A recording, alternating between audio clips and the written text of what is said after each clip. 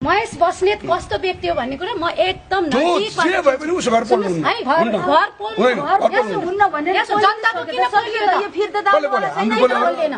नेताहरूले पोले भस्म गरे त जनताको घरहरू सिद्ध्याएन। अब हामीले पोल्यौं त यो घर किन घर जलायो थाहा छ?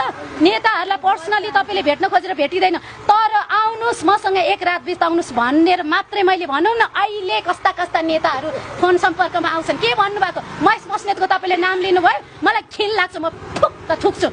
किन भन्दाखेरि सुन्नुहोस्, उसले नेपालको नम्बर 1 रेस्लर भन्ने छ, मैसँग पढेको हो है। म नाम लिन चाहिन, तपाईँले चिन्नुहुन्छ सायद। मैसँग पढेको, म इन्डियामा जाँदाखेरि उसले मलाई झन्डै बेचिदिएको थियो थाहा छ। तर जेएनजीहरू पनि आज त्यतिकै आक्रोशित भएका छन्। भ्रष्टाचार धेरै भयो, भ्रष्टाचार धेरै भयो। हजुर, जब नेपालमा चाहिँ भ्रष्टाचार बढ्दै जान्छ भनेदेखि भ्रष्टाचारको कुरालाई त म त सक्दो विरोध गर्ने व्यक्ति हो। कलाकारिता क्षेत्रमा हुँदै गर्दाखेरि मन्त्रीका भरौटेहरूले मलाई मन्त्रीसँग रात बितायो अथवा 5 मिनेट मात्रै बितायो भने तिमीलाई राष्ट्रको सबैभन्दा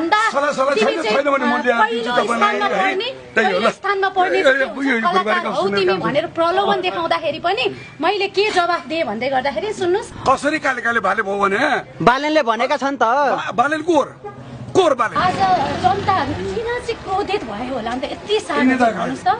हो, अनि किन घर जलायो त भन्दै गर्दाखेरि आज यति गरिसकेपछि त कमसे कम यिनीहरूले त अझै पनि घोष फिराउँछन् कि भन्ने हिसाबले हो कि बुझ्नुभयो। अब अहिले जुन प्रधानमन्त्री हाम्रो देशमा नियुक्त हुनुभएको छ सुशीला कार्की, पहिलो महिला प्रधानमन्त्री, पहिलो महिला प्रधानमन्त्री होइन, म त्यस विषयमा गर्व गर्न चाहन्छु है। म एउटा महिला पनि, एउटा महिला भएको नाताले होइन, उहाँलाई आज उहाँले हामीलाई सपोर्ट गर्नुको साथसाथै हामीले पनि सक्दो सपोर्ट उहाँलाई गर्नुपर्ने हुन्छ होइन। किनकि सङ्गीतको क्षेत्रमा होइन, घिनलाग्दो कुराहरू छ। उसले भन्छ आइज मसँग रात बिता, उसले भन्छ आइज मसँग रात बिता, म त रात बिताउन त सक्दिनँ। हामीलाई पनि पीडा छ। आमाले भनिहाल्नु छोरा आउँदैन, कति पीडा छ।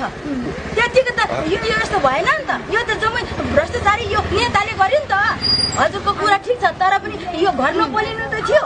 तर हामी कसैको पक्ष हामी आएर पहिलाको त होइन न, कसैलाई पनि हजुर मलाई यति गरिदिनु पर्यो हजुर, लौ न मलाई ठुलो गायिका अथवा ठुलो नायिका बनाइदिनु पर्यो भनेर कसैलाई हात जोडिन। मेरो गला देखाउँदाखेरि मेरो लवाइमा थाहा छ आज कम्प्लेन गरिन्थ्यो गीत गाउनु अर्काको घर जलाएर यस्ता नेताहरूको विषयमा कुरा गरेको, यस्तै नेताहरूको विषयमा सिधा कुरा भन्ने हो भने नेपालमा ल भन्नुहोस् न कस्ता कस्ता व्यक्तिहरू गुमचुम भएर गयो। अहिले मलाई यहीँ सिद्ध्याउन नि सक्छन्, तर म डराउँदिनँ बुझ्नुभयो।